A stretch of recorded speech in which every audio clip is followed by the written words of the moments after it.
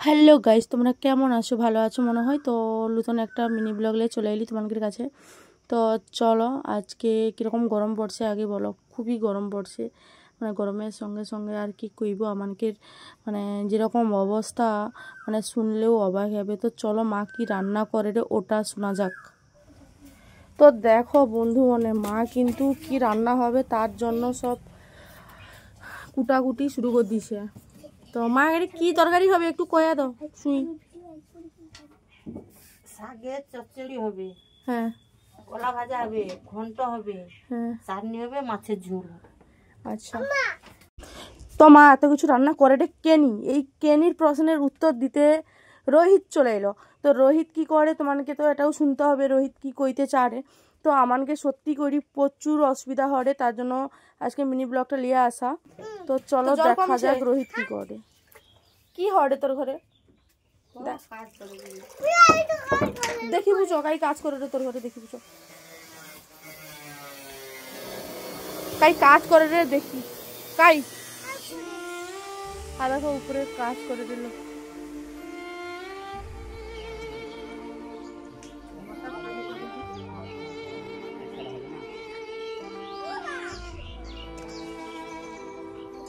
তো আমি এবার তোমাকে কিছু কথা ক্লিয়ার করে দিই।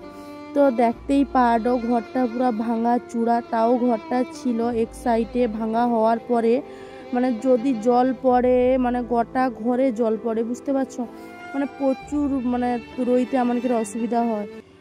ঘর নেই ঠিক করলে মানে রইতেই পারবো না। বর্ষাকাল চলে এসে এবার বৈশাখ মাস, মানে তো বৃষ্টি হওয়ারে মানে এত জল পড়ে রে আমাকে রইতে প্রচুর অসুবিধা হয়। মা আমি আর রোহিত আছি তো এই ঘরটায়, তো রইতে আমাদের প্রচুর অসুবিধা হয়। তার জন্য মানে নেই সারিলেও হবে নি। আর এখন তো বুঝতেই পারছো আমাদের কত প্রবলেম, সেই প্রবলেমের মাঝখানেও আমাকে যতই প্রবলেম হোক বা যতই কষ্ট হোক, কিন্তু আমাকে তো একটু ভালোভাবে রইতে হবে, তাই না?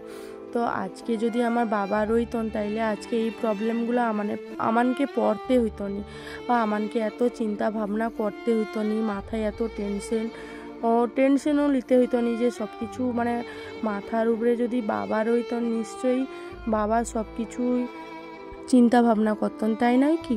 তো বাবাই সব কিছু করতেন। আর এখন কি বলো তো, বাবা তো নেই, তার জন্য সব মানে দায়িত্ব বা যাই হোক না কেন আমানকেই নিতে হবে। মানে কিছু যদি হাট বাজারও করতে হয় আমাদেরকেই করতে হবে, কারণ বাবা যদি রইতো না আমাদের এই টেনশনগুলো নিতে হইতো না, ঠিক আছে?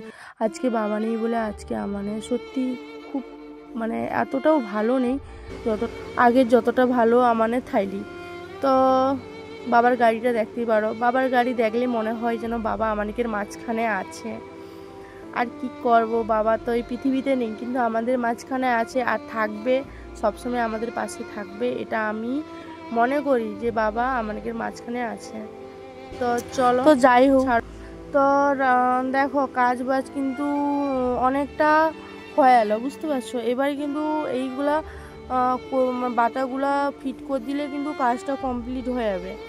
ওগুলো তো টিন দিয়ে দিছে, সব নতুন টিনগুলো দিছে, এবার কিন্তু কাজটা শেষ হবে, বেশিক্ষণ লাগবে না। কিন্তু তোমার কমেন্ট করে জানিব যে আগেও তো দেখছো যে ঘরটা কীরকম লাগছে, আর ঘরটা ঠিক করার পরে কীরকম লাগছে, তোমার একটু কমেন্ট করে জানাও তো যে কীরকম লাগছে ঘরটা ঠিক করার পরে।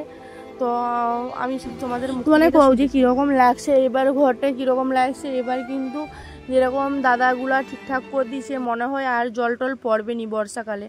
তো চলো, প্যান্ট ভিজেছে ভালো করছু। আর দেখো মা এইসব জ্বালানি টালানিগুলো গুছাড়ে, এগুলো এই যে ভাঙা টাঙা বাতা থাইলো সব তো এরকম নষ্ট হইতো। কী করবো, সমস্যার উপরে সমস্যা। এখন ঘরটাকে কীরকম লাগছে বললাম, মোটামুটি তো থাকার মতো তো রইতে হবে, তাই না? মানে রইতে হবে, মানে একটু তো মানে প্রচুর জল পড়ে, বৃষ্টি হইলে মানে ঘরে রওয়া যায়নি। তার জন্য এই মানে মিস্ত্রি রেখে মা সব ঠিকঠাক করলো।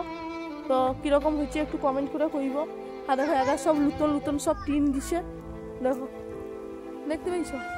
আর সেই সব কয়েও দিছে, উপরেও দিছে, দেখো দেখো এবার সব নতুন টিন দিছে। আর সব টিনটা শুধু বাড়তি, ওটা বাড়তি হয়েছে কারণ সে পাশটা দিচ্ছে নি, সেটা ভালো আছে বলে সেটা দিচ্ছে নি। আর এগুলো সব ঠিকঠাক হয়েছে। তো কীরকম লাগছে কমেন্ট করে কইব, ঠিক আছে?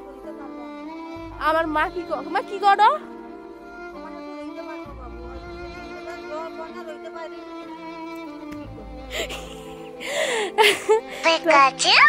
তো জল পড়লে রোয়া যায়নি, তার জন্য মা এরকম করছে। তো ভালো লাগলে লাইক কমেন্ট শেয়ার করো। তো চলো, আর ওই সেটি জল ঘাঁটে আর বেশি কিছু কইবনি। তো বাই, টাটা।